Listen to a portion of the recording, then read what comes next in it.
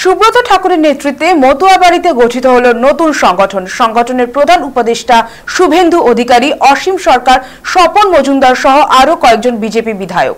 ঠাকুরনগরের ঠাকুরবাড়িতে একই রেজিস্ট্রেশনে দুটি সংগঠন ছিল আগেই। একটিতে প্রধান ছিলেন তৃণমূল সাংসদ মমতা ঠাকুর, অন্যটির মাথায় ছিলেন কেন্দ্রীয় মন্ত্রী শান্তনু ঠাকুর এবং সুব্রত ঠাকুর।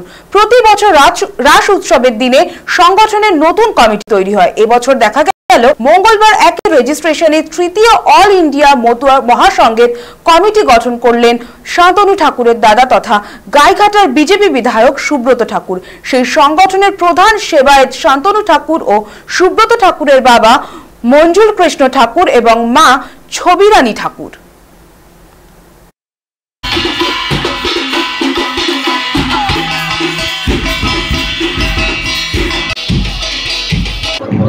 দেখুন, কোটি কোটি মতুয়া, তিনটে কেন, যদি পাঁচটা দরকার পড়ে পাঁচটা হবে।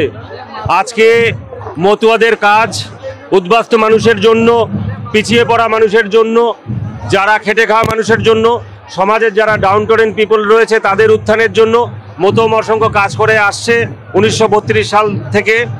আগামীতেও কাজ করে যাবে। সময়ের ডাকে মতুয়া মহাসংঘ তৈরি হয়েছে।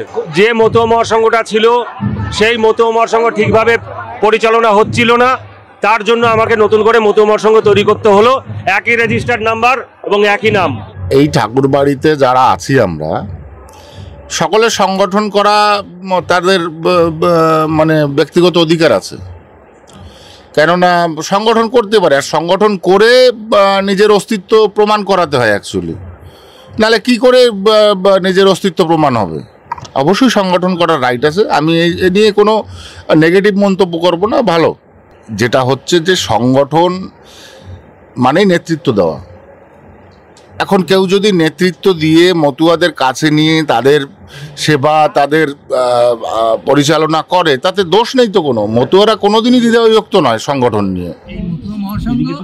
1932 সালে প্রমথরঞ্জন ঠাকুর করেছে, কিন্তু পারিবারিক, এটা তো ঠাকুর বাড়ির ব্যাপার, নতুন কিছু না, সেইটারই রিনোভেট মানে নতুন করে আবার শুরু হচ্ছে। তা আমার দুই ছেলেই আমার কাছে সমান, এতে তো কোনো তফাৎ নেই। আমি দুই ছেলের দিকেই আছি, সবসময় আছি। মেইনলি সংসার যখন বড় হয়ে যায় না, তখন তো ভাগাভাগি হয়, এটা তো আমরা জানি। কিন্তু মতুয়া মহাসংঘ একটাই, যেহেতু ছোট ভাই তিনি মন্ত্রী, বড় ভাই বিধায়ক। আমাদের যারা বিধায়ক এবং এলওপি আছেন তারা এখানে উপদেষ্টা কমিটিতে রয়েছে। উপদেষ্টা উনিও আছেন উপদেষ্টা কমিটিতে। তো কিছু করার নেই, তবে এক থাকতে পারলে ভালো হতো। মতুয়াদের ইউনিটি বাড়ত এবং মতুয়াদের সার্বিক কল্যাণে তাদের রাজনৈতিক ক্ষমতা আরও বেশি বৃদ্ধি হতো। মতুয়ারা দেখুন, মতুয়ারা মানুষ, যেটা মা মমতা ঠাকুর বলেছেন, আমিও সেই কথা বলছি।